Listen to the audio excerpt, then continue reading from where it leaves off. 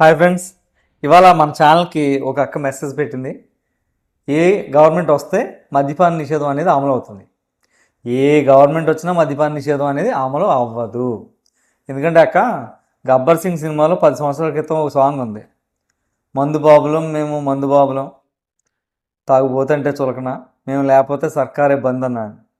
దాని ప్రకారమే నిజంగా మందు తాగే వాళ్ళు లేకపోతే ఈ సర్కార్ నడవదేమో అన్నట్టు ఉంది. వీళ్ళు లాస్ట్ ఇయర్ గవర్నమెంట్కి ఇచ్చిన రెవెన్యూ అచ్చంగా 30,000 కోట్లు. పోలవరం ఎస్టిమేషన్ 60,000 కోట్లు. అంటే గట్టిగా వీళ్ళు 2 సంవత్సరాలు తాగితే పోలవరం కట్టేయచ్చు. మరి ఎందుకు పోలవరం కంప్లీట్ అవ్వలేదంటే ఈ సమాధానం దగ్గర అయితే సమాధానం లేదక్క. అలాగే లాస్ట్ ఇయర్ రోడ్లు వేయడానికి 3,000 కోట్లు ఖర్చు అయింది.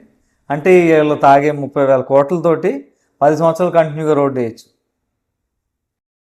నువ్వు మెసేజ్లో చెప్పినట్టే అక్క, మీ ఇంట్లో డబ్బు పోతుంది, ఆరోగ్యం పోతుంది.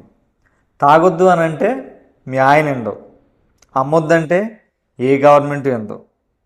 అంచేత ఈ సేల్స్, ఆల్కహాల్ సేల్స్ ద్వారా లాభం పొందుతుంది, లబ్ధి పొందుతుంది చివరిగా గవర్నమెంట్ కాబట్టి, ఆరోగ్యాలు కోల్పోతుంది రాష్ట్ర ప్రజలు కాబట్టి.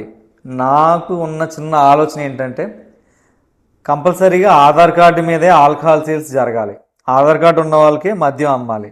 ప్రతి మద్యం బాటిల్ మీద ఒక 10 రూపాయలు లైఫ్ ఇన్సూరెన్స్ కానీ, హెల్త్ ఇన్సూరెన్స్ అనే కానీ ఎవరైతే మద్యం బాటిల్ కొనుక్కుంటున్నారో వాళ్ళ పేరు మీద రిజిస్టర్ అవ్వాలి.